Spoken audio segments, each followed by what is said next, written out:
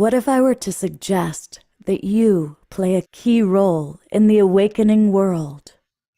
And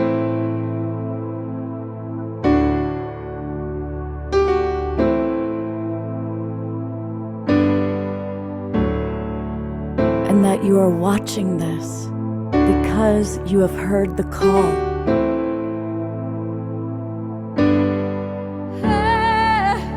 We can start right now by opening our hearts and minds.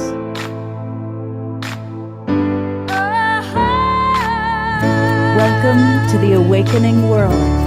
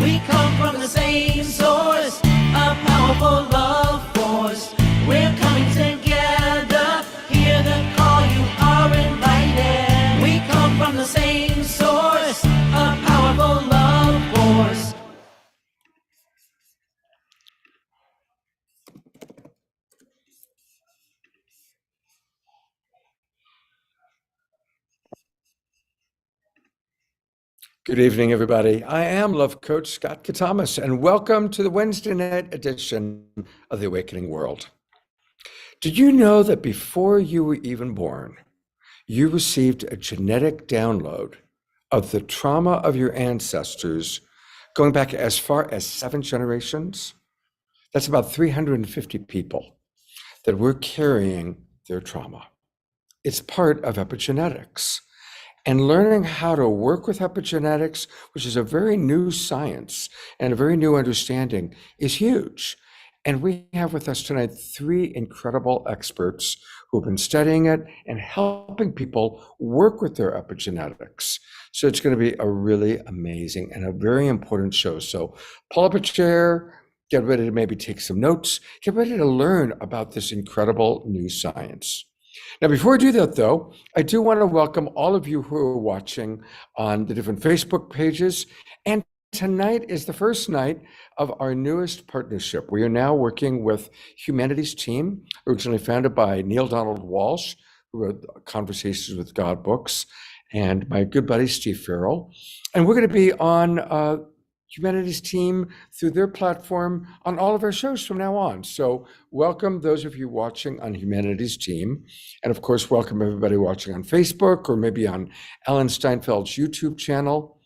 And I want to invite you to actually come and join the Global Peace Tribe.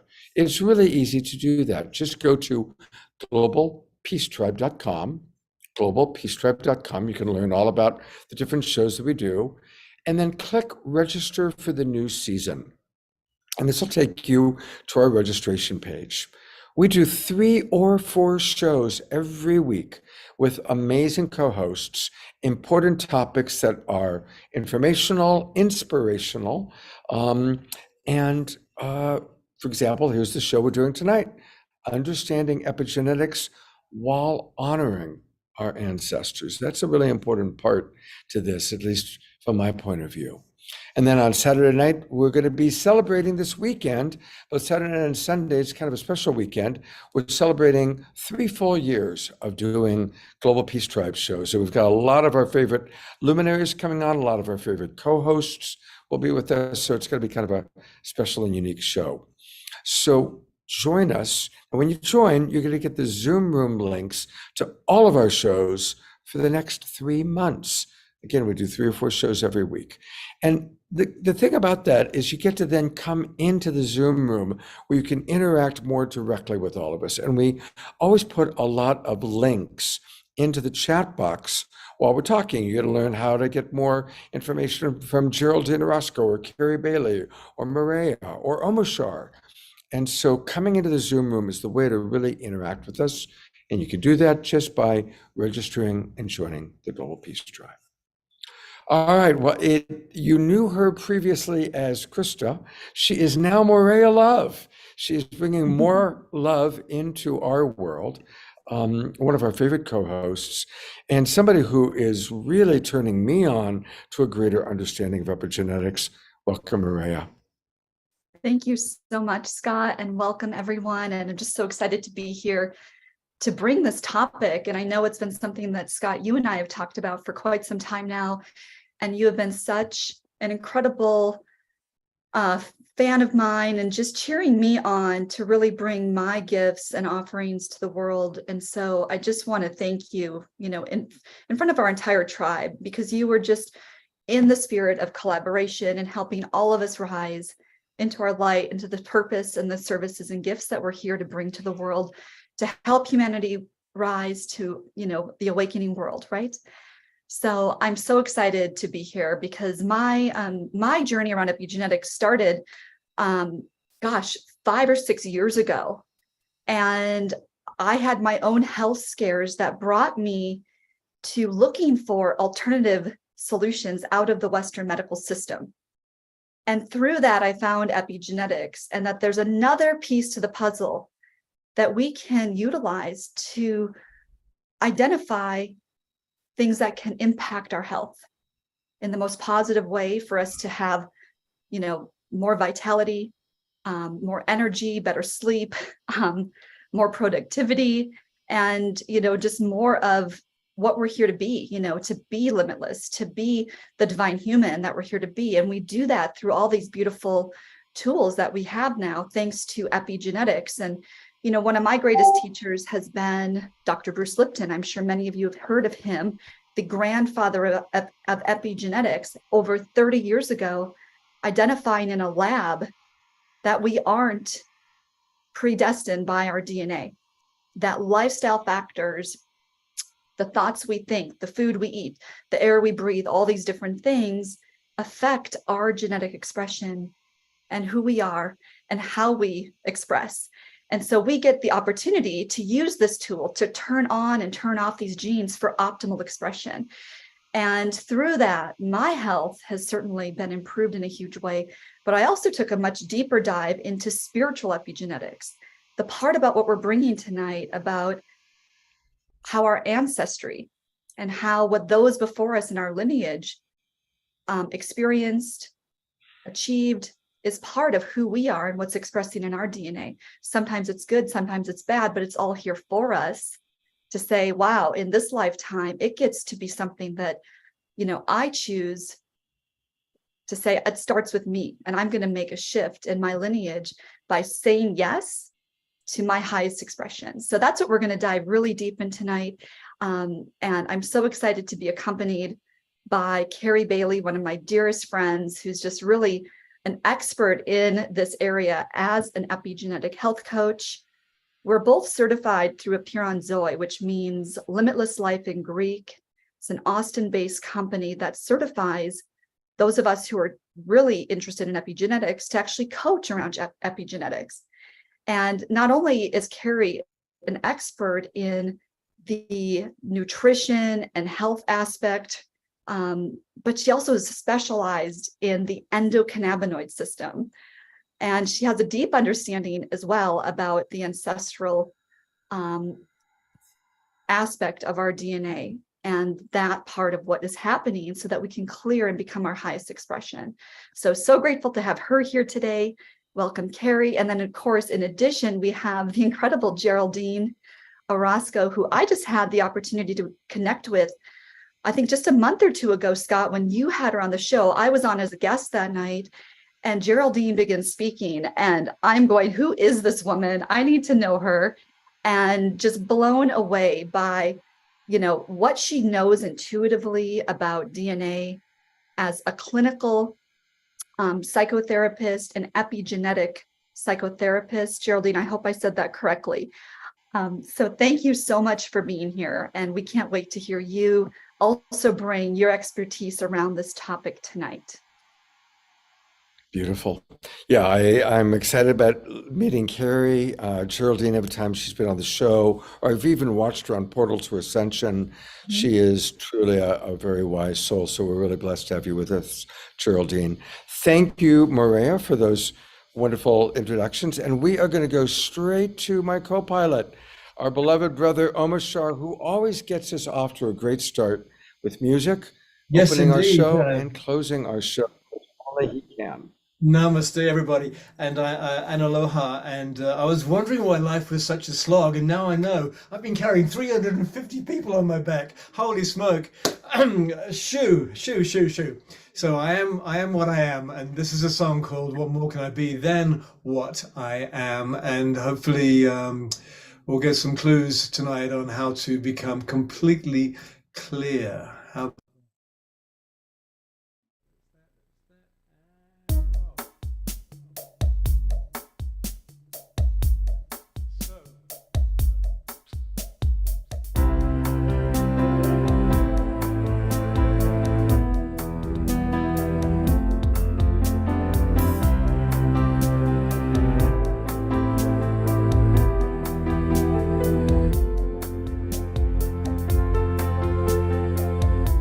What more can I be than what I am? Though it's taken some time to clear these clouds from my eyes. So open your hearts and dance along.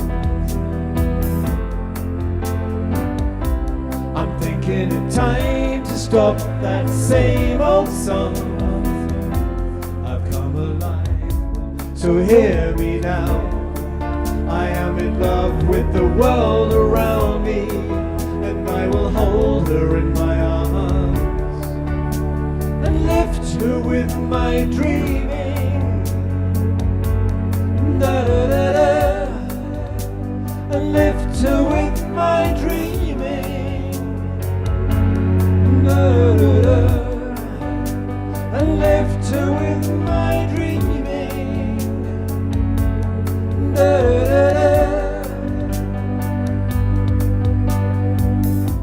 So don't try to hold me to what I was. I've traveled through time to see this day arise.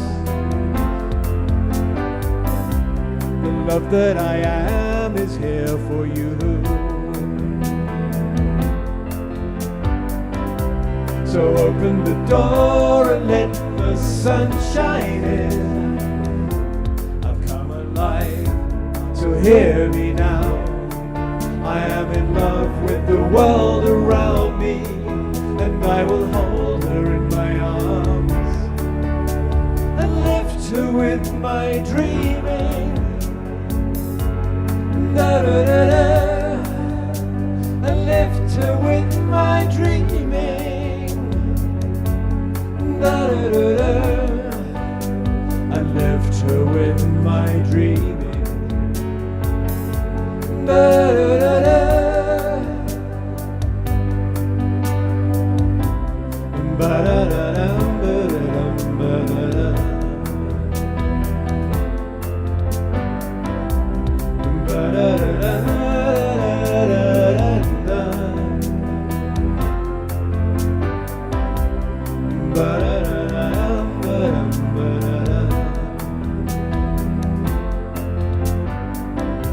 So open your heart and dance along.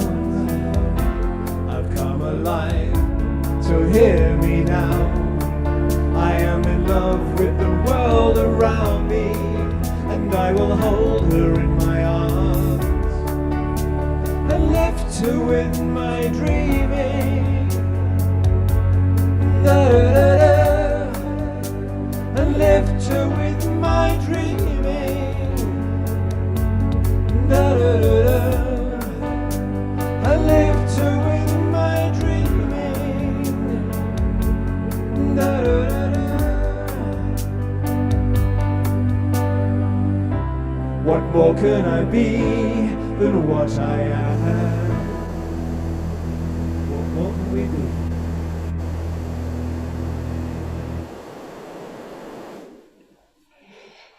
what a perfect song for the topic today. Great choice. Great choice, brother. Thank I you. don't choose them. They choose me. It's perfect. Absolutely perfect. So I am actually attending a conference today, but I wanted to get us off to a good start. I'm going to leave you all in the capable hands of Morea and Omashar and Geraldine and Carrie. But I did want to offer one thought. You'll notice in the title, I added while honoring our ancestors. And it is true that we carry the trauma of our ancestors. But I also just always want to remind people that we are leading incredibly blessed lives. And we're leading these blessed lives of incredible abundance, incredible freedom because of our ancestors that crossed the plains, that crossed the oceans, that worked 3 jobs, that fought in the wars, who could never imagine a place like Whole Foods Market where you could walk in and have all that we can eat. And so I believe that it's our job to pay it back. They didn't have the skills or the tools that we have. They didn't have epigenetic understanding or compassionate communication or yoga or any of the spiritual tools really that we have.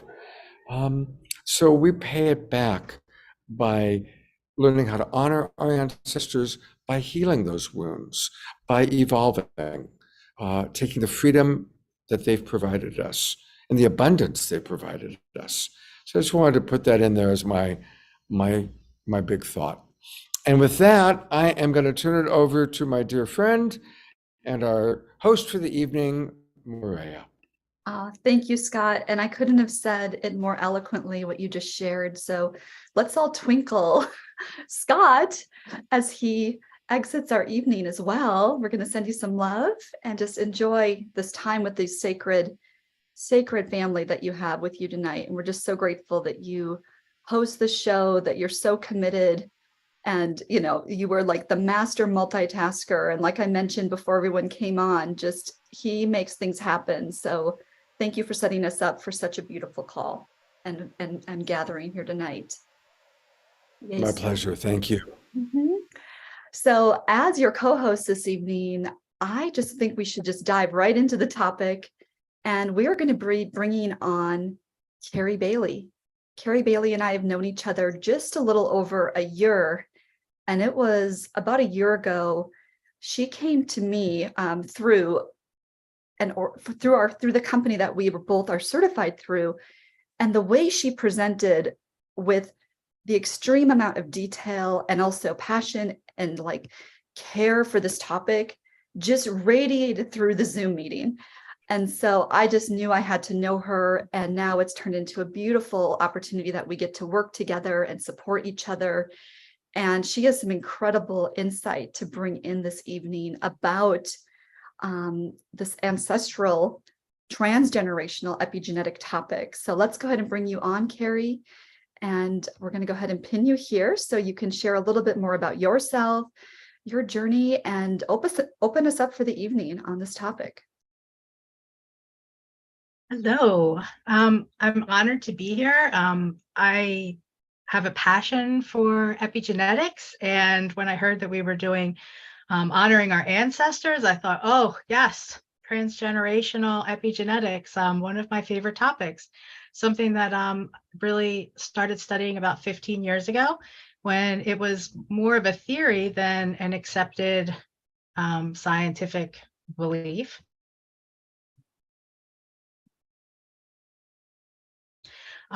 Scientists used to then when you passed on, to your offspring, there was a clear slate and they just started over.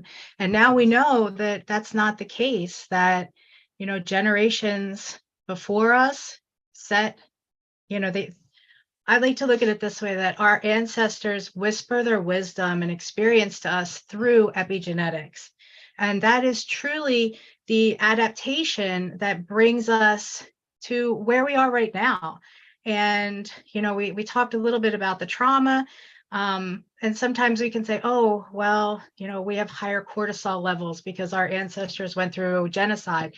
But, they can also be protective. And we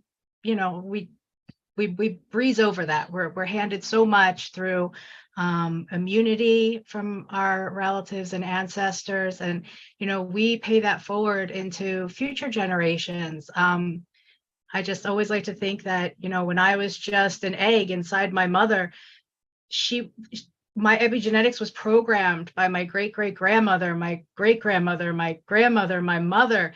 And, as a fetus, the eggs inside of me as a fetus for my children were being programmed by them as well. And it's just exciting to know now that we have this knowledge, we're equipped with this knowledge going forward, that we know that what we're doing right now, the way that we're living in alignment with our epigenetics, is actually making a better future for our children and our children's children. And I just think that's super exciting. And I was doing a little bit of research before I came on, and I saw a new study, and I thought it's just so interesting. It was about worker bees versus queen bees. And, genetically, those bees are identical. Their hard genetics are exactly the same, but their operating system, their epigenetics, if you will, almost light switches that turn on various parts on or off of their genetics, is actually determined by the type of nutrition that they're giving. Worker bees are given a diluted royal jelly. It's less nutritious as compared to queen bees, who are given the full nutritious royal jelly. And that study carries over into humans.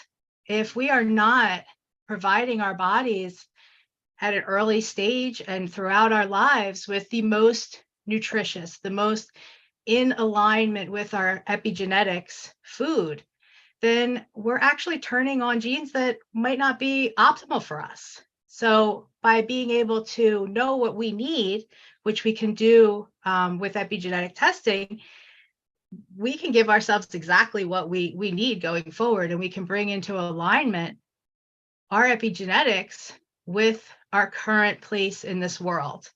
And I think that that's what our ancestors want for us, is for us to thrive and for us to live optimally.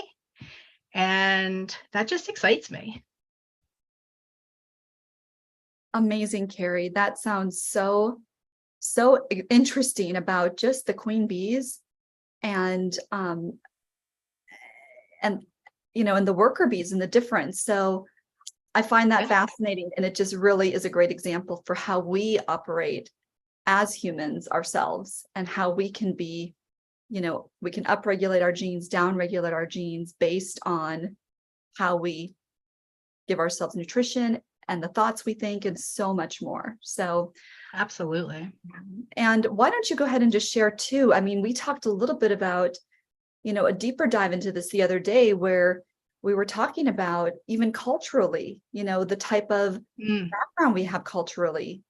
Do you want to speak to that a little bit? And I think I saw Mark is in the house, who I know has a very personal story about this too, that we'd love to bring on later to talk about, with his father being a survivor of the Holocaust. Oh, yes. So how that's passed down into his expression in his life. So if you could speak to that a few minutes, and then we'll go ahead and bring Geraldine on to add to all this.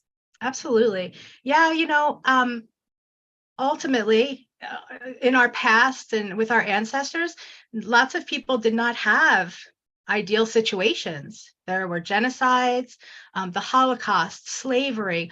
All of these things have imprinted on our epigenetics. And there was a study done with mothers that survived the Holocaust and then gave birth to the babies that they carried during the Holocaust. And they looked at the epigenetics of those children, and they found that they had different metabolisms than we would have, that they actually were programmed to need less food.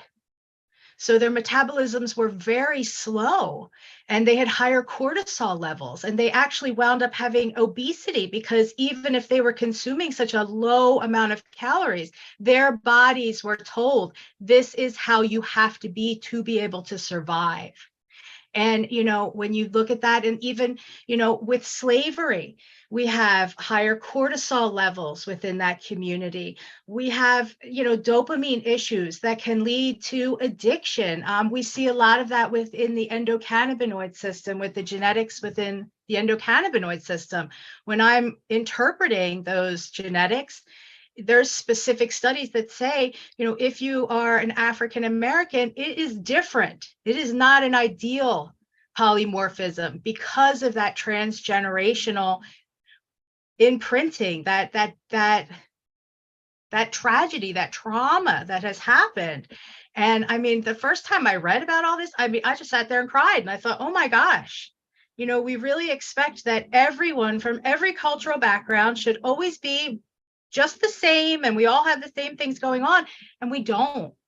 It is different. And I feel like learning about that epigenetics, it brings an awakening and an awareness to our fellow man, so that we can understand where people are coming from, and we don't expect that everyone is the same, because we're not. We're all unique.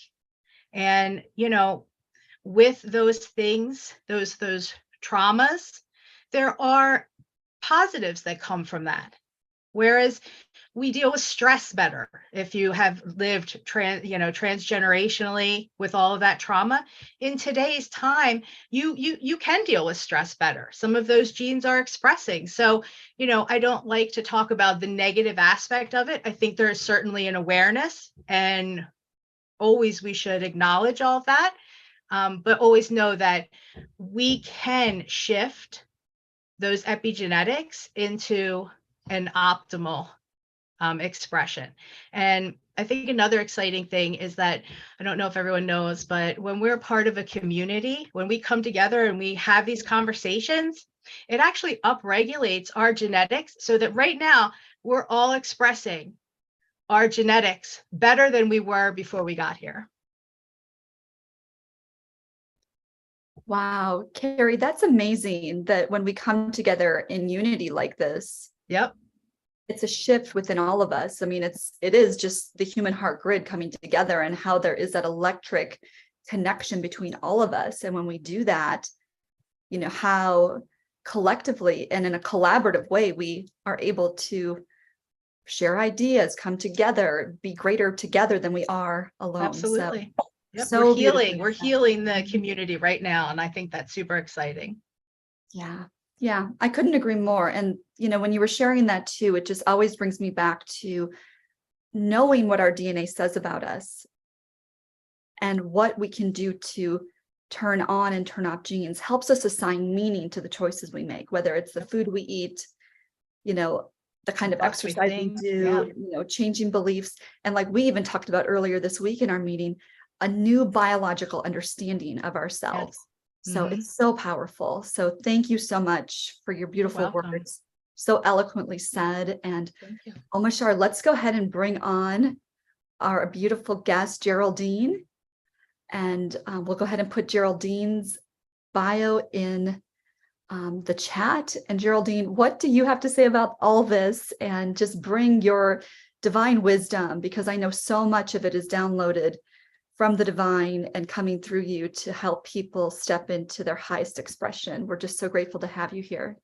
Oh, it is such an honor to be here. Thank you so much. And what an amazing and incredibly important conversation to be having now, as DNA and the future of DNA is literally changing as we speak in our society. So the more that we learn and we understand how we are affected by our environment and the way that it functions, it empowers us to understand not only our food choices, our emotional choices, but my perspective is, as a soul, as you incarnate into this physical experience, what is it that makes it so difficult for you to break certain patterns?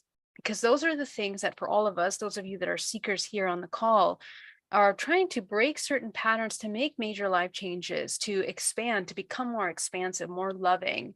And in addition to these epigenetic, side effects that are physical, emotional, your diet, there's a large element of the emotional aspect that is incredibly impactful in every part of our life.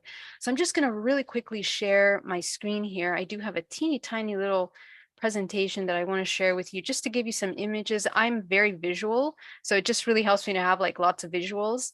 So let me just share with you here, just really quick overview on what is epigenetics, just to be clear. Epigenetics is talking about all of the things that we do. We're eating, exercises, our mindset, our emotional states, our environment, toxins in our environment that are affecting the protein writing process. Now, what is the protein writing process? The protein writing is essentially what makes up this physical system, all of the complex systems of this body, in order for this body to function. And we have thousands of cells that are designed specifically to create the areas of our bodies that work together, okay? But here's the interesting thing about this. We have 144 genes, but only from 144 genes, only 28,000 of those genes are actually writing the protein that make up our physical body. Okay, this is really huge. So 2% is writing the protein that makes up our physical body. So what's the rest of that doing? And this is what scientists usually refer to as or we used to, because now that's changing with modern understanding of epigenetics and of our DNA and our genome, is dark DNA or junk DNA. And that junk DNA basically was kind of looked at as something that isn't that important, because it's not really, we can't map out how that information directly affects the physical body. Well, now what we are finding out is that we have an entire network. There's an intelligence network of how information and data functions in this physical body. And it really has to do with the morphogenetic field, the field that is the instruction manual that essentially tells all of those cells and proteins to finish writing a finger up until this point here. Okay, the finger is measured at this length, and all the little cells are programmed to finish writing the finger up until here with all of its complexities.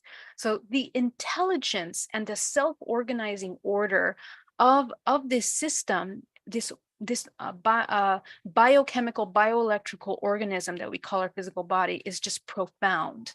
Okay, so we essentially are these oscillating systems. Even your cell, this is your cell that is oscillating to create a vibrational frequency that creates a toroidal field that then creates this network, this holographic network that puts your entire system together. Okay, so when this network occurs, it's through quantum non-locality that we create signaled brain waves that are intercommunicating with the body. Now, how does this data now affect? Let's talk about the epigenetic aspect of it. Now, epigenetics, it's been scientifically proven now with little mice that trauma can be transferred down 20 generations. Okay, so what happened to mom and dad, great grandparents, generations back, is still affecting. So what does that mean? In what way does it affect? One of my favorite examples is the smokers, right? People that have smoked, essentially the generations that are born after that have more resistant to drugs and to effect of nicotine, for example. Okay, and the way that these genes are expressed, by the way, will depend on the environment in a small amount. But also I want to mention that it's not only so simple about the environment. So not just the mom and dad. Our child will express different genes, because every single cell of our body is programmed through the mitochondria. The mitochondria is an aggregate copy of the before, passed down through the maternal lineage. Okay, so that means that we can actually map out the world's history, and this is really exciting. This is a graph that's been done of European history that's been passed down through the genes by studying mitochondria. Okay, so what this helps us understand is that we are related. Just 2,000 years ago, me and you have a relative in common. Me and you and I that are here on this call right now. So that means that we kind of have an origin point, and this ancestral collection of data that is being passed down to us affects subconscious mind programs, because those programs are inherited two ways. One, little tubes that pass this information down through RNA, which are inserted into the sperm, and then when united with the egg, create this union of data. Okay, just to simplify that. But there's also another element that in the womb, when we are in the gestation process, we are also inheriting programs.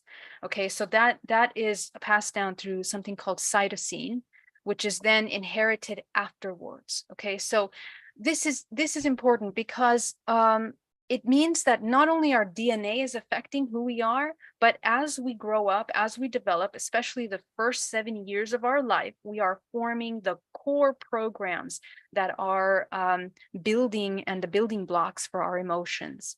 So when we talk about ancestral programs, the key is to understand which one of these genes are we applying. And a beautiful thing that I want to kind of leave with, and we can talk more about this, but what I've noticed working with thousands of people, I guess up until this point now, is that the way that we pass down information, every new generation that comes into the bloodline is so beautifully equipped and designed to expand on the older programs. So in other words, every soul that come in is it doesn't come in by chance, and it doesn't come in a way that it's weakened in its ability to overcome whatever trauma it's inherited into, it's born into. Okay, and that's really important for us to understand. That's the self-organizing intelligence of the universe that allows every soul to incarnate into a family at a higher octave than the generation before, because it brings in mental, emotional, physical, and then interdimensional, which are encoded in our morphogenetic field, tools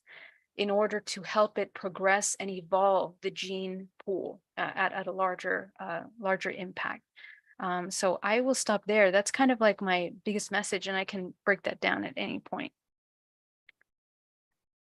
Wow, Geraldine, that just blows my mind when I hear you speak about this on such a high level, but it all makes sense, and you bring so much truth to the topic. So thank you so much. I just wanted to share Reverend Jeffrey Colbert to everyone. Geraldine is incredible. So we really see you, and we see your gift and your ability. And I think it'd be fun for our audience to hear a little bit about how you came to step into this work and a little bit about your journey. I think that would also be something we'd love to hear from Carrie as well. So if you could share that, because I think it's important to hear how we've gotten to this place, because it becomes such a huge part of who we are and what we do and what we're here to do, to serve and to help others step into their highest expression. Yeah, absolutely. So for me, I became a clinical hypnotherapist first as a result of my contact experience.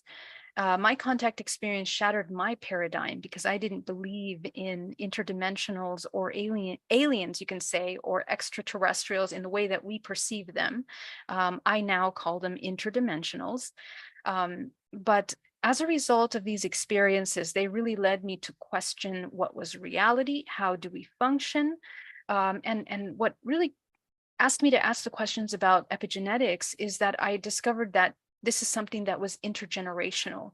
And when I started working with more contactees, every single one of my contactees had contact within their families. And it was like they had groups in which they were connecting to.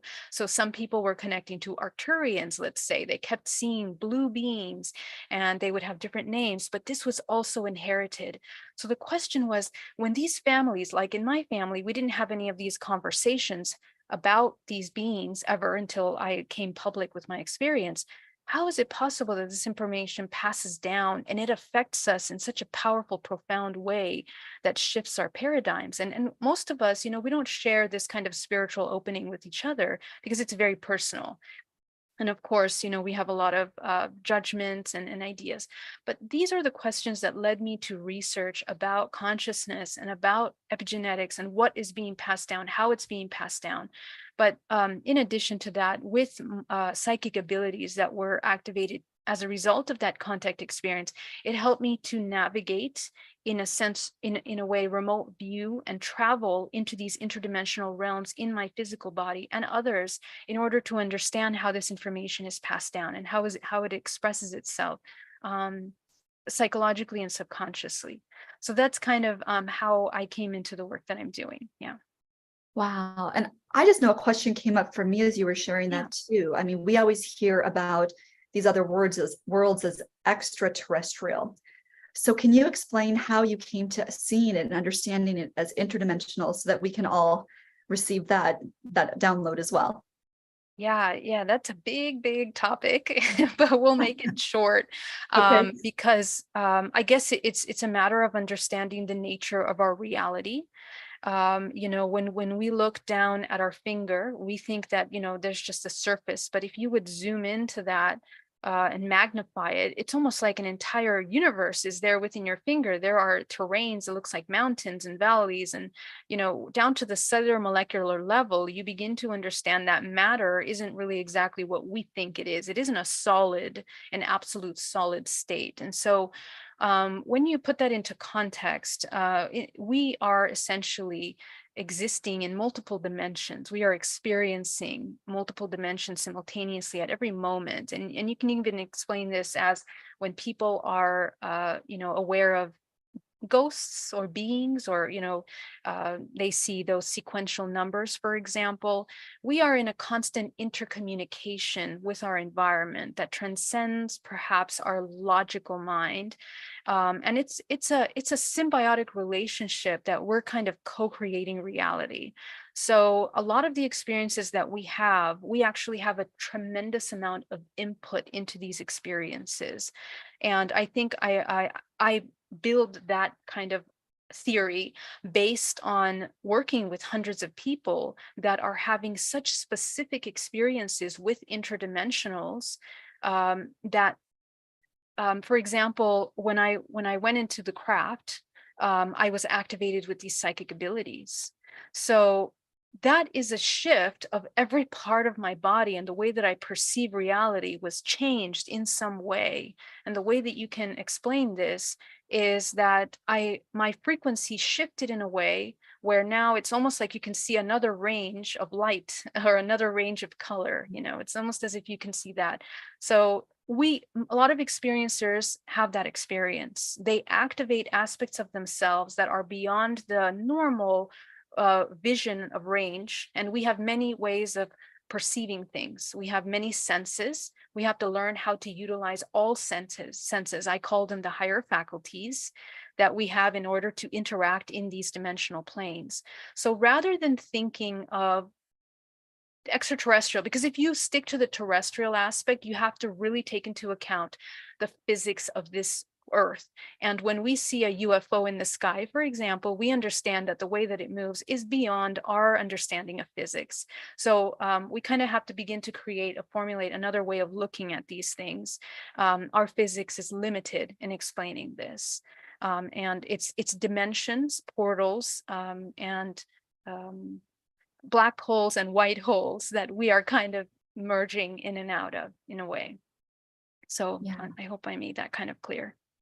Thank you so much. You know, there's so much depth to it. And of course, with your contact experience, you know, your understanding, you know, downloaded the way it probably is just so incredible. And then for you to explain it to all of us and your understanding, thank you so much. So bringing Carrie back in as well. Carrie, what input do you have on this? Because I mean, this was really interesting to hear from Geraldine. And as we work with DNA and epigenetics, you know, what I find is so fascinating, and the reason the three of us are here together on this call is because we know that this topic of epigenetics is much deeper than just the physicality of our health. And not everyone in the epigenetics world speaks to this level of epigenetics. I mean, there is spiritual epigenetics, transgenerational or ancestral genetics, which we're talking about tonight, and also the genetics of the mind and the subconscious and those belief programs and the habits and behaviors, right? And all those things. So I think that's what makes this such, you know, a multidimensional conversation, is that we know that these are all aspects of the mind, body, and spirit that help us elevate. So do you want to comment on that, Carrie? And I know we talk a little bit about neuro-linguistic programming and how we can also support people changing those behaviors and habits. And I also know, Geraldine, you're also a neuro-linguistic practitioner. So do you think that's a great place to take this conversation and just bring in that aspect? Sure. Okay. Oh, I'm sorry. Yeah, go ahead. Oh, go ahead, Carrie. I was just agreeing. Please go ahead. Okay. You know, I find that neurolinguistics, it kind of is the missing link to really bringing together that mind, body, and soul. You know, a lot like Geraldine said, so much of our programming happens within that first 7 years. And, you know, you think about who was telling you all of those things that you took on to be beliefs that then turned into your understanding of the world now and your habits that you have. You know, I growing up was in a very, very overly religious family. And, you know, when I started breaking down my genetics and realizing, wow, you know, a lot of the things that I do, where did they come from? And when I got my practitioner, my certification for neurolinguistics, I said, oh, this is where this came from. So much of these beliefs that I have then turned into behaviors. And, you know, Bruce Lipton says, you know, it's the biology of belief. Your cells are responding to your belief to make that a biological truth within your body. And there was some deprogramming that I had to do to get to where I am today. And, you know, I'm thankful for the neurolinguistics because now I can see with my clients, I can say, oh, you know, that anxiety, that trauma, let's go back. Let's go back in your timeline. Let's find out where that's rooted. Let's pull out those false beliefs that don't serve you anymore. And let's give you some real beliefs that will serve you going forward so that we can change your habits and how you live right now. And that's been such a key since I've added that to my coaching. I've always been a spiritual, intuitive. So I always brought that to my coaching in a sense, but now that I can actually go in and pull out those false beliefs from people, I see people thriving in a way that I've never witnessed before. And in 30 days, they're like a different person and they'll call me and say, what did you do? Like everything is so much easier. And I say, it's not easier. It's just the way you view it is easier. The task at hand is still the same level of difficulty. It's just that you were derailed and you were in an unresourceful state. So if I can take people and help them learn how to remain in a resourceful state so that they're able to take advantage of the resources in their environment, they're able to communicate better with people, that seems to solve a lot of issues. And, you know, since we know that what we believe and what we feel is how our body responds, then, you know, I think really that reprogramming of your unconscious mind is so key. Absolutely. Omashar, let's go ahead and bring back up Geraldine too for her comments. Thank you so much, Carrie. And I've seen there's a few comments in the chat too, so we'll bring those up. And Geraldine, I loved what you just put in the chat there. Maybe you could read that out, something like that. It's amazing. Yeah, absolutely. Someone was asking, and let me read the question. I was just typing this note to myself. Mark says, is DNA an interdimensional antenna? Does the junk part of the DNA represent interface into other dimensions? This is actually the primary area and the most exciting part of my work and what I'm doing now in my own research is creating that link between this information.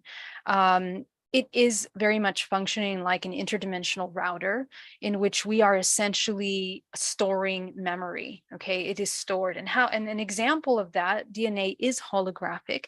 An example of that is children that are born remembering past lives. How they access those memories is in their dream state. There's an incredible story that was on 60 Minutes. I'll try to find it and put it here. But the child remembered everything of the past life and even was reconnected with, it was a pilot, but reconnected with the entire crew, and he remembered and recognized the ex-wife and the partner of the people that were there. Okay, this is a little child at, like, I don't know, 8 years old or something. And it's the same with organ donors, that when we take an organ into our body, the person is having dreams of the life of the person that delivered the organ. Okay, so this is helping us understand, and this is something beyond our understanding of biology. It used to be. Now we're getting it. Now we're getting it, that we store memory in this holographic network. The physical body is a hologram. Even if you remove 80% of your brain, the entire body, the muscle system, the nervous system is recording patterns, release patterns of chemicals. The way that we contract muscles are recorded in the physical body. So, and this is how generationally, as Carrie was saying in the beginning, we pass down these traumas and emotions through the chemical responses that we're releasing. That's programmed within us. So even subconsciously, we might not be aware, but we immediately have a response, it becomes mechanical to the trauma triggers that come into our space. So it's really amazing. And so I guess to add to the comment that we made earlier about the neurolinguistic and programming is essentially that we need to learn how to break those programs, and it can be very difficult, essentially because we are retraining our entire organism in order to support a new way of existing. So if we are used to having an environment that is incredibly traumatizing, we, in other words, would have to teach ourselves what love is, what harmony is, what peace is, what patience, compassion, and those things, if we haven't grown up in those environments or even ever felt it. The majority of my clients have never felt unconditional love. Okay, unless it's with a little pet or a dog or a favorite thing that they have. Think about that. How many of you have really experienced unconditional love in your life? So, of course, our parents only love to the level that they know love, and we all do. So we have to kind of teach ourselves, and this is kind of part of what the new human is. The new human is the human that is beginning to educate themselves on this entire ranges of frequencies, emotions, and how to embody those in order to create coherence, in order to create homeostasis in the body, physically, mentally, emotionally, and spiritually, in order to become one with the whole. So yeah, that's my take on that.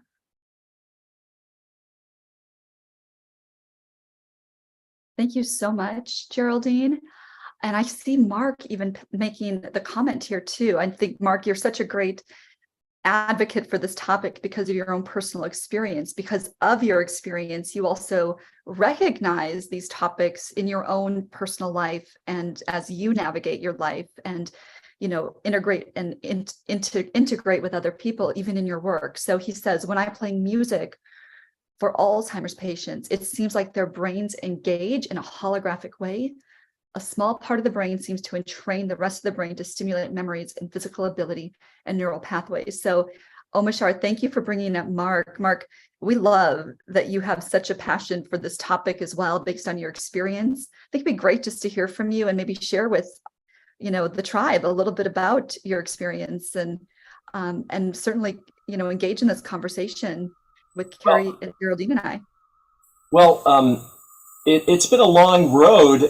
I think that everyone here, when you're a kid, there are maybe things that's outside of the realm of your familial experience, and you start to have this inkling, and if your family's orthodox in some ways or religious, you have this profound motivation within you that you can't really express because it may be suppressed through the family dynamics or school dynamics or church dynamics or whatever. And so when I was working on my doctorate in biochemistry, I was at Northwestern University in the early 80s. And, but I really wanted to be a musician, and it wasn't really part of it. And one day this was early, before all the gene sequencing and all that was automated. So these were drawings. And when I saw this in this class, genetics, I saw this class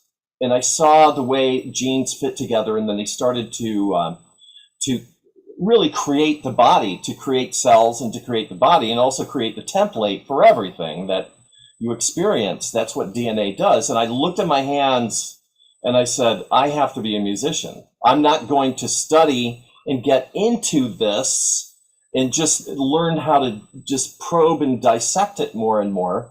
I realized what I really wanted to do was take my genetics that I was born with and become a musician. So I was going to push the envelope.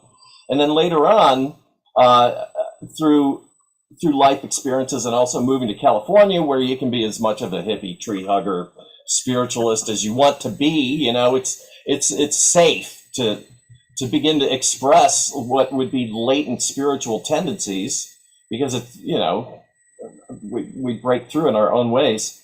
I started to realize the depth of experience, and I started to use my studies of genetics to kind of understand holistically what was going on.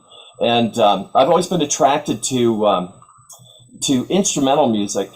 I love word music with lyrics, but I just feel like if you can tune in, if you're a person who listens to classical music, or that something is being communicated that doesn't have a story. You don't tell yourself a verbal story, but you get a message that's incredibly profound. You know, just talking about it, you can get goosebumps. If you're one of those people that gets tremendous goosebumps, or you can cry from a piece of music.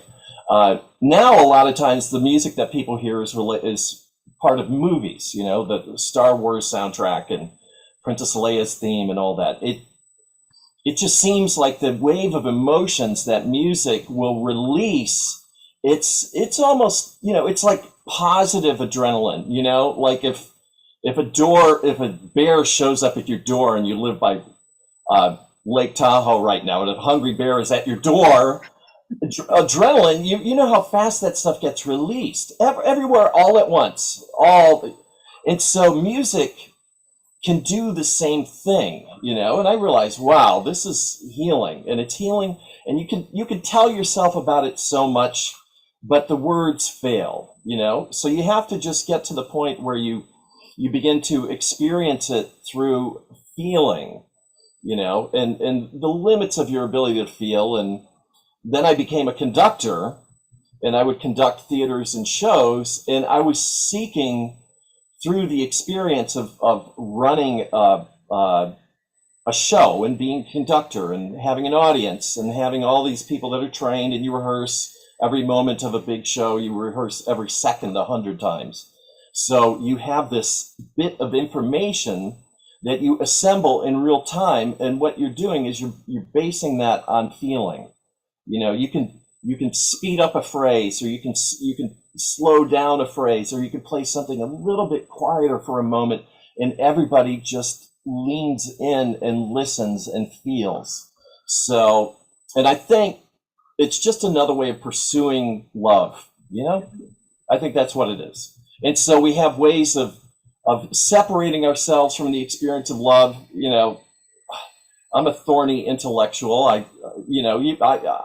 When I was studying biochemistry, I was totally locked in my left brain, and you can sever. I mean, just imagine the decisions that a lot of people make who work in finance, and they finance oil companies that are going to do a project in Ecuador, and they cut corners, so they let those are all people that are separated from their inherent soul energy, right?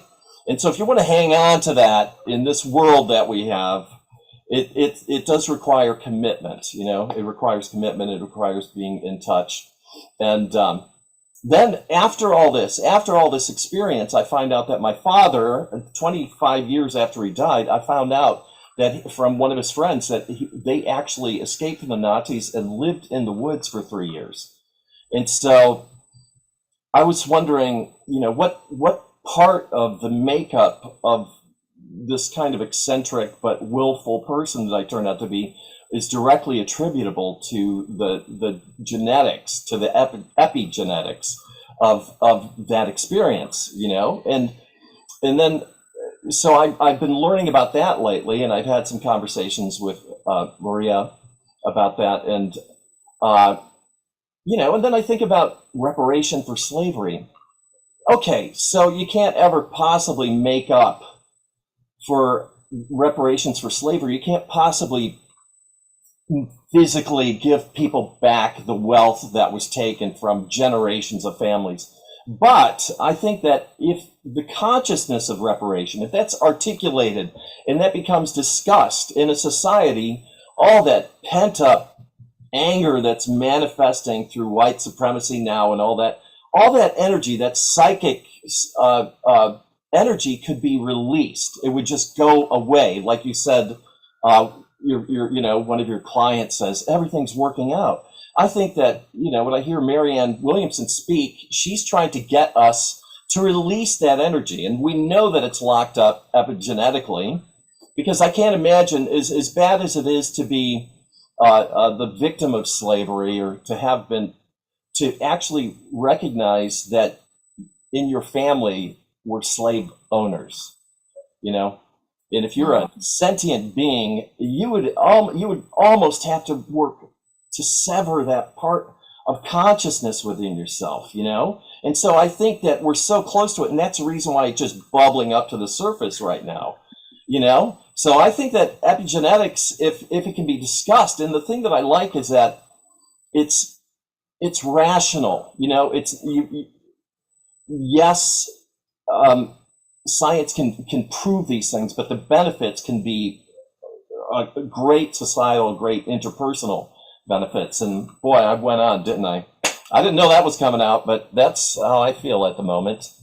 So, Mark, you have so much to say about this, and it's all just such a great personal experience that you bring, and you bring so much to this community. So we appreciate that. And we just want to thank you for your contribution to this topic, because you experience it firsthand, being, a descendant of a Holocaust survivor. mm-hmm. How incredible. Yeah. One last thing to interject is that coming from a Catholic background and all that, I wound up playing the piano at spiritualist churches, right?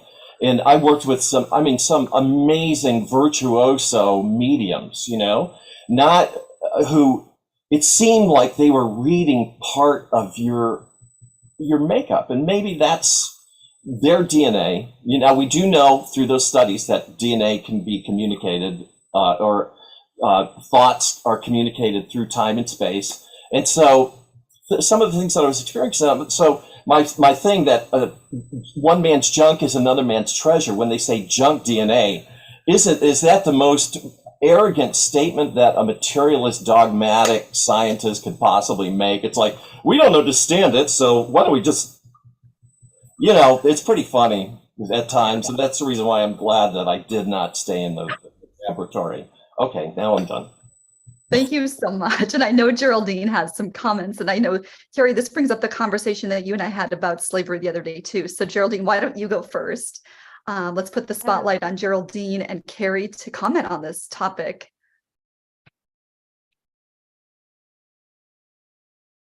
Yeah, I absolutely love what Mark was saying. And, I'm so excited to hear him talk about the example of playing the sounds of the music, which triggered the memory. So one of the amazing things that I came across in my research, I found Dr. Peter Garayev, he was a Russian researcher that was kind of like the one that brought wave genetics into the forefront of learning about epigenetics and what does it mean, that DNA, the language of DNA. And, when we trace back DNA to the origin, we actually look at the way that, we have coded DNA in a certain way, kind of like computer code. And when you translate that computer code, it has syntax, meaning it has meaning. It has a certain meaning. It creates a certain meaning. So when you transfix the words of this, like they do in gene editing, which has now become very popular, you can change the output of this information. And essentially, we're talking about vibrational frequency, because each one of those syntax, meaning, each piece of that code essentially creates a vibrational frequency. And we are beings of vibrational frequency. Our entire organism has a vibrational signature. When I look at people's bodies, we tune into a certain color that takes up most of your body. Your multidimensional body takes up a certain color, and that is telling me your vibrational frequency about your subconscious thoughts, minds, and programs. So wave genetics is really important because this is how DNA reprogramming, we have proven to actually work, that by creating certain wave, sound, words, just the way we get triggered by people's reactions and responses, we can also heal the body. The body can heal, the body can transform in the way that it is holding on to genetic data, the way that it's expressing that information. And it's something that goes into the subliminal subconscious mind and adjusts the vibrational frequency signature of the entire body. So in the example that Mark gave, it was just amazing to hear that, because that's something that we see in working with clients every day. So I'll give it to Carrie. Jolene, you mentioned gene editing. I'm curious if you, I'm concerned with gene editing through CRISPR. I feel that it's not ideal because we're taking little splices of those frequencies and just shoving something else in there. So, it can have such huge effects on just more than that little, chromosome area. Absolutely. I mean, we are infants in our Yes. understanding of, first of all, how the morphogenetic field functions, because these are, now that we understand the morphogenetic field, we understand that this is a deeply interconnected system. Absolutely. And that there is a communication between the protein writing and then the field that is providing instructions. So when you mess and you move something out of that sequence that is intelligently programmed, you won't understand the side effects of that until possibly the next generation, or something will happen in your function. And I think a good example of that is kind of what we went through in the past couple of years, with new pharmaceuticals introduced into society. Yeah. We are now seeing the side effects of that because our systems are such a delicate balance, Absolutely. And, there is research too, that if you cut out a certain part, your genetics will just adapt and they'll fold right over and they'll just skip right over that. So, ideally, we could hope that that would be beneficial, especially for, people who have introduced those experimental pharmaceuticals. And we do know that pharmaceuticals and medications are something that actually is known to change our epigenetics. And so much so that it's actually not studied for most of the medications. If you open up the big packets and you read it, it will say that they did not study that at all and how that it affects your genes, because obviously it would be scary information that people would probably not want to be involved with those medications. Exactly. And I think it's so interesting because for me, that's how I came into epigenetics. I have a very fast cytochrome.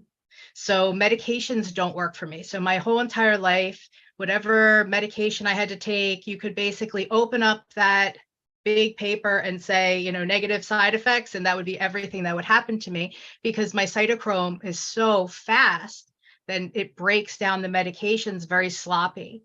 So for instance, when I had my second son, who is now well into his 20s, I had to have a C-section, and they gave me an epidural because they do that when you have a C-section. I had no choice. And I went unconscious for 4 hours. And it wasn't until I had genetic testing done, they said, oh, geez, you can never have opiates. Your body breaks those down into morphine, and then you will overdose quickly. So when you went unconscious, you were actually overdosing from an epidural. So I thought, okay, I need to know more about this. I had never heard of the cytochrome 450. And I quickly learned that many of our cytochrome genetics break down our toxins in our environment, our medications, cannabinoids are broken down that way. So in a sense, that cytochrome, which was so dangerous in this industrial world, was actually beneficial because I break down toxins very quickly. Things come in and then they're gone from me. So it is protective in a sense, but also very dangerous on the other side. I have to be very careful about medications. And when I started learning about all of that, I was like, I have to know more. What else do they break down? And then I started bringing in clients who were having issues with medications. And they say, every time I take something, I have a negative side effect, or, and everybody attributes it just to the MTHFR genetic, but really there's so much more to it. So I wanted to make that point, that sometimes we think that things are very negative within the industrial world, but really they're protective. They say if we were, stuck on an island, an isolated island, and you had the MTHFR gene, you would actually be like the canary in the coal mine. You would know right away if something was not good for your community and your society, because you would be the first person to react to it. So people would, if they don't have that, they can continually take things in, and you don't know the danger of that. So even though MTHFR is attributed to lower detox, poor methylation, and methylation is super important because that's how we age gracefully. And methylation is also, again, obviously part of that passed down through our lineage, things that we've gotten from all of our ancestors. So I just, that topic is what brought me into epigenetics. And I love to be able to open people's eyes to, hey, it's not you. Because I went to doctors before and they're like, oh, there just must be something wrong with you. And that's why medications don't work. Well, I mean, yeah, I guess my epigenetics, if you consider that to be wrong with me, then maybe that's the case. But I had this new understanding after that I really needed to avoid those medications. I needed to go out of my way to make sure that even though doctors were like, hey, you should take this, you know what, that's not for me. And that put me on a path of using holistics, using homeopathics, learning about all of those things intently, because that is my medicine. If I have allergies, I use homeopathics. If I have a headache, I use homeopathics. Or a cannabinoid. I don't turn to pharmaceuticals at any point in time, which I think is something that I love to be able to share that with my clients and kind of pull them out of that web of big pharma. So, I wanted to talk a little bit just about, what can we do to live better, to align ourselves epigenetically with this world that we live in right now. And so much of it's free. I love to be able to take your genetics and really deep dive in and show you exactly what is right for you. But at the core of it, so much of it is avoiding endocrine disruptors. Endocrine disruptors are one of the biggest things that actually affect our epigenetic expression. And those are chemicals. They're in our deodorant, they're in our soaps, they're all over the place. So I love to be able to help people live cleaner and a more organic life. And I always try to, I've tried like every product, so I can kind of steer them in the right direction, which is helpful. Avoiding your unnecessary medicines, turning more towards herbs, turning more towards natural things that are placed in nature for us to use. Sunshine. We're told for decades, stay out of the sun. The sun is so bad for you. Like, no, the sun is excellent for you.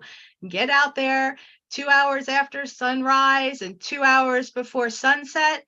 That's going to give you all of that great, important sunlight. Our fresh air, fresh water. Unfortunately, I live in New Jersey, so we are not known for our clean water. I have actually not had clean water in my town for 3 years. So I am all about filtering everything, air, water, whatever I put into my body, I am filtering that. I filter my water for cooking. So important. And a good HEPA filters all over.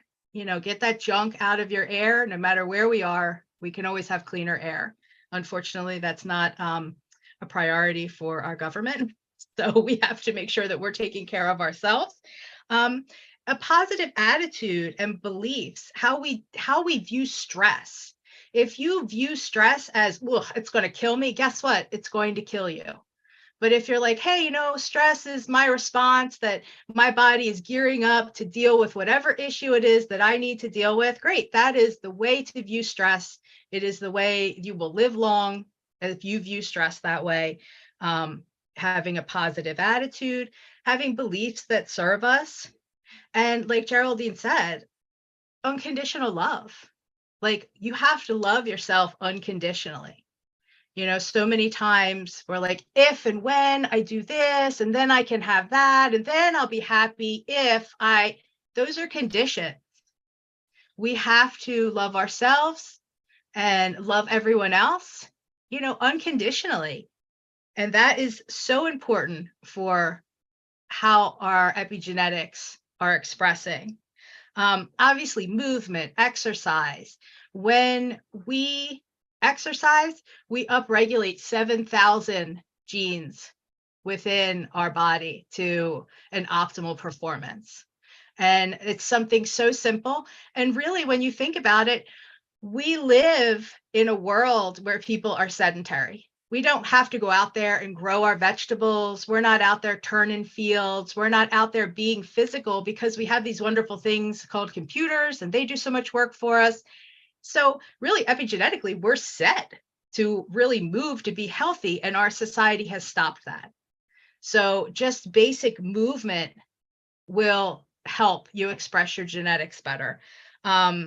Improving your methylation is super important. And methylation is just how your genetics are read, whether it's too much gene knowledge or too little.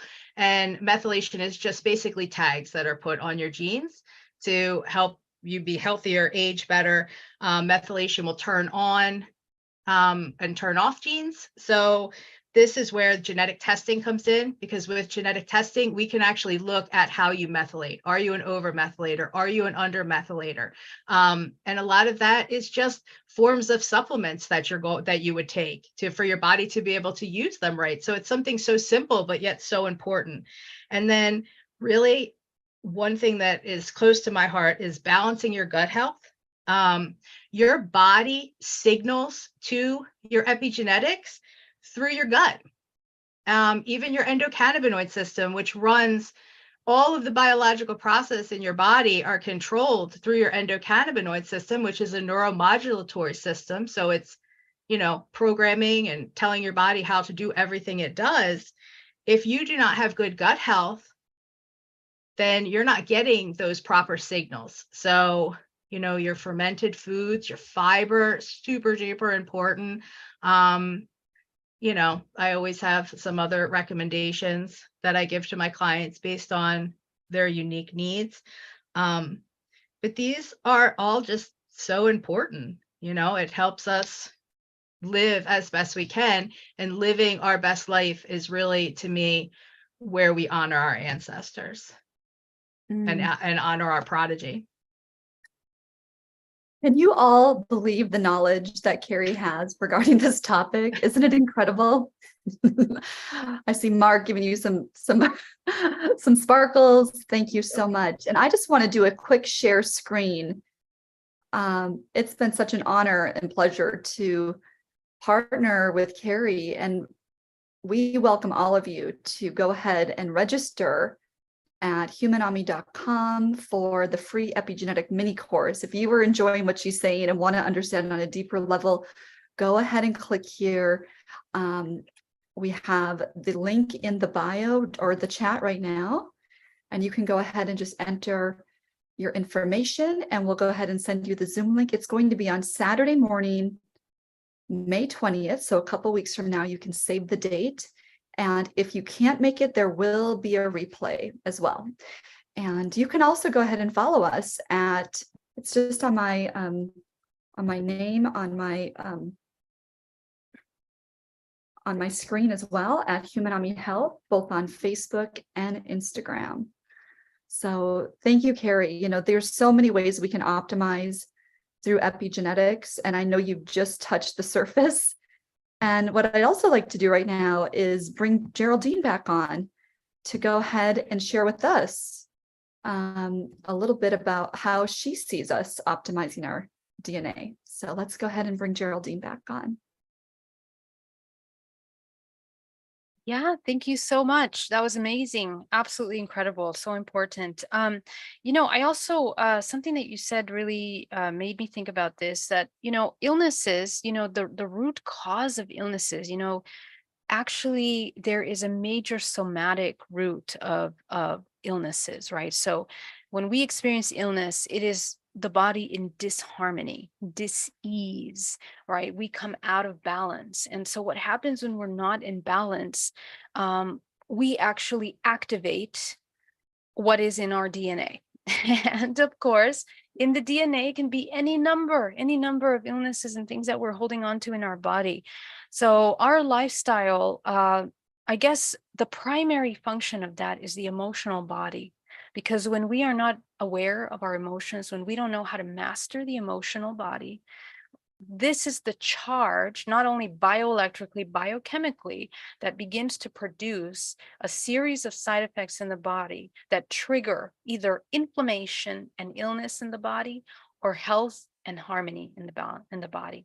So I think one of the areas that I really focus on is learning how to create balance and harmony psychologically, physically, and spiritually. And I think that that's really, really important, because being sick is not the norm. In our society, I don't watch TV, but some people watch TV, and every single minute, not only are they talking to you about an illness, but they're talking to you about side effects of these pharmaceuticals.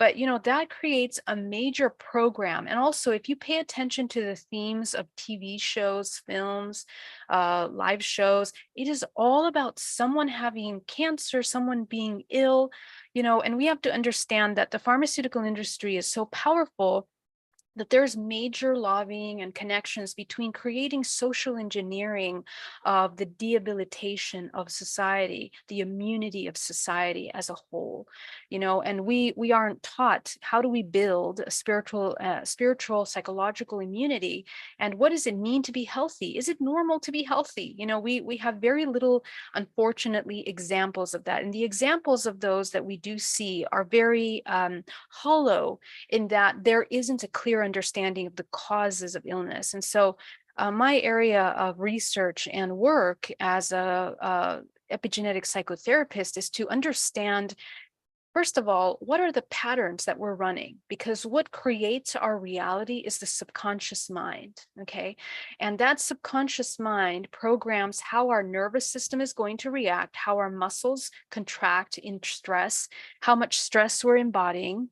And these are patterns that are learned by our parents, whether they were there or not, the person that played the role of the parent, and the parent that is missing also plays a tremendous role. So let's say father wasn't there, mother wasn't there, plays a tremendous role in how you perceive and how you embody important aspects of ourselves. Our physical body is actually self-organized in such a powerful way. The right side of the body represents the masculine, the left is the feminine.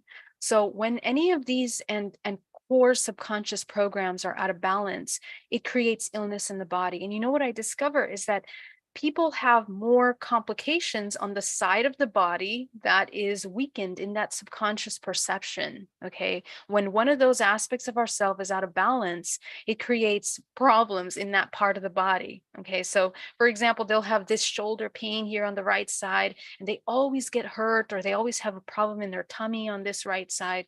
So, it's very interesting. And there is an entire study that I focus on, looking at every single part of the body tells us something. So if this part of your body hurts, there's a subconscious program here. And we have networks of energy and information in our body through the meridian system that allows us to understand very specific parts of the body trigger pain, suffering, certain beliefs, okay? So when we understand those roots, we can deprogram that. We deprogram those core beliefs. And what happens is that the person heals.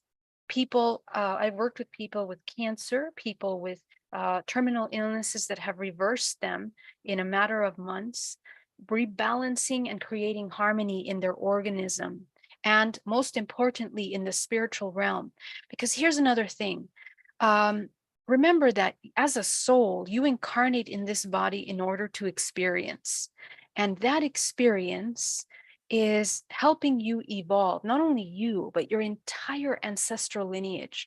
So there is an opportunity for every human when they become aware of the patterns that they're repeating that are causing them suffering and their children, their next generation suffering. There's a powerful, powerful thing there that you become, that you can choose to change that. You break that pattern and you begin to create healing in yourself. And when we heal, we are so deeply interconnected in the network through the morphogenetic field that we begin to heal our children. In fact, a quick example is that a mother-child relationship that was broken, when the mother began to do some heavy shadow work, all of a sudden the child started to change their life. Okay, they started to want to be more healthy. They started to want to do so. We are interconnected chemically. We have cells. The child has cells of the mother. We are intercommunicating in these networks through quantum non-locality.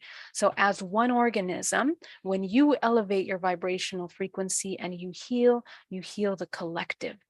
And, we also have this incredible thing about star children, indigo children, the different waves of children that are coming in. Remember that you participate in a specific vibrational frequency. Your signature is in alignment with the evolution of this entire universe. So you are encoded and equipped with the tools to transcend the traumas that you've experienced in your life.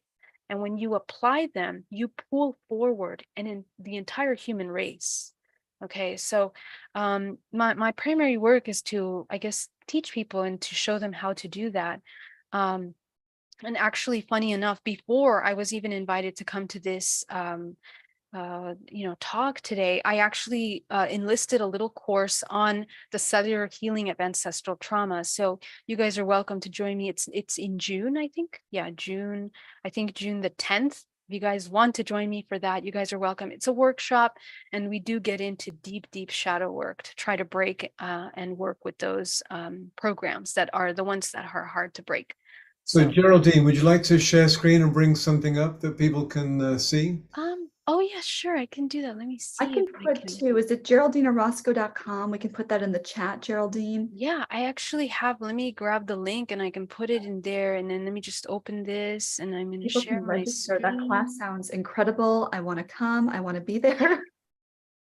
Yeah, so cellular healing of ancestral trauma and interdimensional blockages. So I'll be explaining the entire morphogenetic field, the layers of the body, how we store the information, and how we can deprogram it. So you guys can register, and you're welcome to join me. And it's just obviously not a coincidence that we had this conversation today. But yeah, this is something that I'm really, really passionate about, I guess you can say. And yeah. Thank No you. coincidence at all. Thank you also. It says bayareameditation.com. So thank you for adding that into the chat so everyone can get registered. I'm going to be saving this as well. And I see, Carrie, do you have your hand up? I do. Go I ahead. didn't want to interrupt. I was just so delighted. And I have a comment too. So let's just have a beautiful roundabout conversation to bring this all together. Go ahead. I was just so delighted to hear her say, the awareness begets the healing. And it really is, whether it's a spiritual awareness or, our subconscious awareness or our physical awareness, healing that stored emotion within our body, it is all awareness. And I just wanted to reiterate that because I think it is so important. I wanted to also say that I love that you don't watch TV, turn the TV off. Fear kills. It is chronic fear and worry. It activates your HPA axis, and that results in chronic stress hormones, which will lead to depression. So if you think about exactly what you said, every time we turn on the TV, this is terrible, and the predictive programming that's happening, because in reality, corporations own all of the advertisements that you see. And the beauty is that when you have that awareness, when that healing begins, you see that different. I will hear that and say, "Ooh, look at that pejorative language. Is that underneath of that like some sort of vibrational tones that are happening?" And it's like, wow, I guess I always knew it was there, but I didn't see it. And as that healing happens, we see it. And I have spent probably the last 3 years telling everybody, please turn off the TV. That fear, that stress, 90% of doctor appointments, the basis of those doctor appointments is stress. So if we can relieve that fear, we get rid of that stress. And that is where wellness exists. And, if you are of European descent, your family lived through the Black Plague, or you wouldn't be here. Your body has the ability to heal itself. That immunity has been passed to you, and that is why we are here today. Whether it is the Spanish flu, whether it is the Black Plague, there are lists of things that people lived through without experimental medicine, without having to take those things. They were able to turn to nutrition. They were able to use herbs. They were able to just somehow survive because of that human spirit of survival. And the fear and the stress is destroying that. And the isolation that has come over the last 3 years has just been so detrimental to people because, again, without that community, without that understanding, without us all coming together, we're downregulating our genes. We're sitting there scared and in fear and high stress levels and cortisol levels that are out of the roof and, totally isolated. And then we're like, I don't know why I'm sick. I know why you're sick, and I can help you not be sick. So let's talk, let's work this out, because you have a whole life to live. You are here for a purpose, and we are all here today to help people find that purpose and reconnect with their ancestors, with the future, and to live the life that they are supposed to live without all of that noise, all of that feedback coming in from, I call it ridiculousness, because I hate to even speak in negative terms, because to me that changes my unconscious. So when something is a little bit off, I'm just like, this feedback is ridiculous. Yeah. Because that's like a neutral way for me to say it. But like, literally, let me help you get rid of that ridiculous feedback. And you guys too, because that's what we're all here for. Yeah. Terry, amazing. And I mean, we just feel your heart when you speak so from your heart. I mean, you can tell, can everyone just tell how much this is Mark is sending sparkles. We know that this is what you live, breathe, eat. I do. Care about humanity in such a huge way. And we didn't get into it too much, but Terry's work as an energy healer and shaman as well. I mean, she brings all this together. So I just wanted to comment also with Ayada, you put in the chat a little bit about your experience with your kids. And I thought that was just a really great example of practical things that we can do. And so she says, when I was raising my kids early on, I left the city and moved to a small island where we could drink pure water from wells, breathe fresh air, swim in natural waters, eat healthy and natural food, and move naturally, living off the grid much of that time. And she had that great fortune to study briefly in the 70s with Dr. John Christopher, who I think some of us know, and as a major foremost herbalist. So, just like you mentioned herbs, Carrie, turning to herbs for health issues. Absolutely. Again, they got to avoid being in the doctor offices over all those years. So absolutely incredible. And, one thing that happened to me as I started to understand how we heal generations back is in 2020, I underwent a surgery, and I knew that I had to do some emotional healing as a healer myself. Prior to that surgery, 48 hours out, I was out in the desert in Palm Springs area, and I was doing healing, and I saw 4 generations back. And I actually had the opportunity in my lifetime to have a great great grandmother when I was a young child. So I always have that image of that picture of my family, with, all those generations in one photo. But when that healing happened, they actually showed me, well, you actually healed 7. And how that can be timeless and can shift the timelines was so powerful for me. So before I ever even dived into understanding the science that's proven that we carry all these generations back, that's what Spirit showed me. So I just remember that being my first experience with this, and just knowing that, Carrie and Geraldine bringing these gifts forward to help heal. I mean, that's really what we're all here to do, is to heal and to optimize and to be our limitless expression. So with that said, Geraldine, I'd love to know if you have any final and closing thoughts. And then we're going to go ahead to Omashar to do our closing song this evening, as we all come together to have gratitude in this evening. Go ahead, Geraldine. Thank you so much. First of all, Carrie, I love you. You're like amazing. I love everything you're talking about. Completely resonate. I love you Um, too. Yeah, you're just amazing. And Maria, thank you so much for sharing that. That is so true. And, I just wanted to mention, like with clinical hypnotherapy, like working with my hypnotherapy clients, when I take them to past lives, and we didn't talk about this whole aspect, but, they heal parts of themselves and illnesses when they resolve things that have been unresolved for many lifetimes. That's another thing that's like really, really interesting. But people can, everything from a flu to like a tumor in the body to I have lots of examples, epilepsy, for example, by healing problems that they've had in other lifetimes. Okay, so of course there's many other parts that have to be put into place also. It's not just that, but it's really powerful how we can shift our lives. So it's been an honor to be here, and you guys are incredible. And I hope that with this conversation today, you take into consideration how you can change your life, and more importantly, the power that we have. We create our reality. The human is sovereign in that it can utilize its wisdom, its intuition, the integration of the mind, body, and soul in order to master this little vessel, the body, and have the most optimum life possible. So yeah, that's all. Thank you for having me.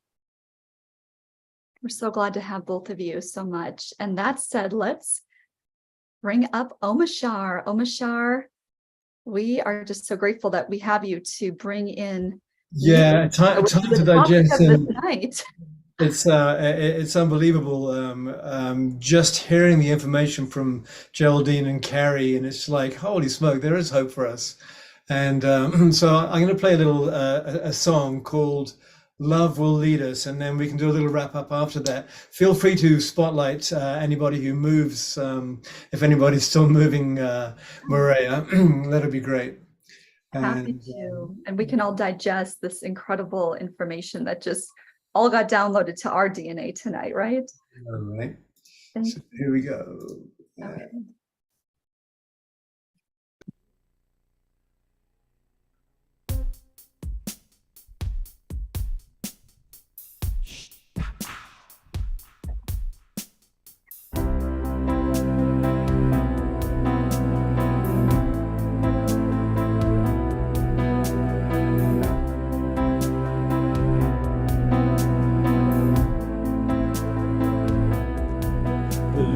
Love has come, centering my soul. Amazing things abound, and now we've reached our goal to celebrate your liberation. Shine your love throughout the world. Consciousness precedes true being. I am here. I will light the way.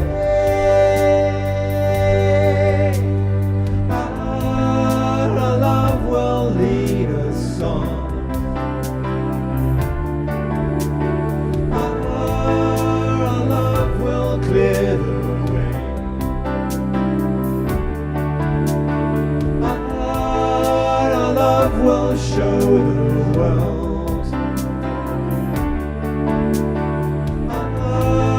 there's nothing in the way.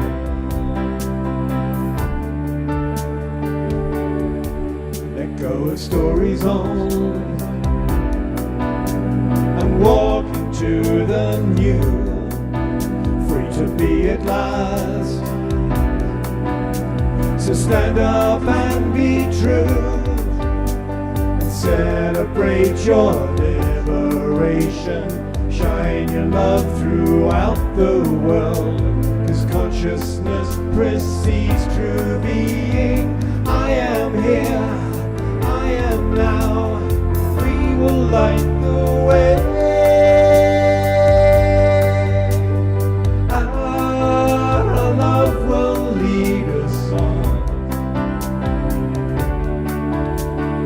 Our love will clear the way. Our love will show the world. Oh, there's nothing in the way.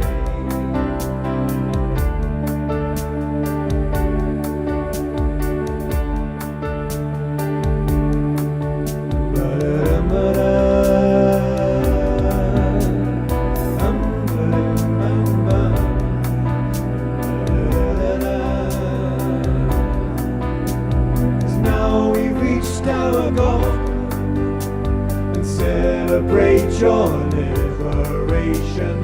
Shine your love throughout the world. Consciousness precedes true being. I am here, I am now, I will light the way.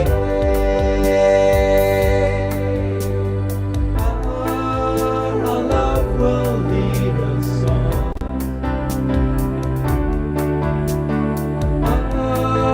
Our love will clear the way.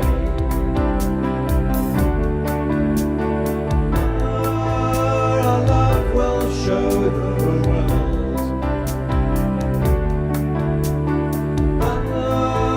There's nothing in the way.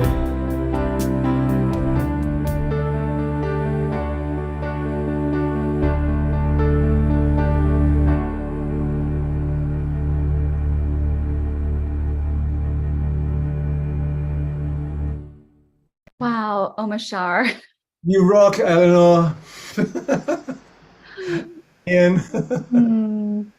You always just bring us back to our hearts and just help us digest all Thank this you. incredible I know information. I often Scott will ask, so what do you think of all of the information you've given? And I have no thoughts, because it's all coming into my psyche from out, and maybe in about an hour or two I'll have some thoughts about it, but the thoughts just get in the way, and I've been fed so deeply tonight. Thank you, Geraldine and Carrie and Maria. Holy smoke, right? We all did. And I think we've just, I mean, hit the surface on this topic. There's so much Microdose, to dive absolutely. into.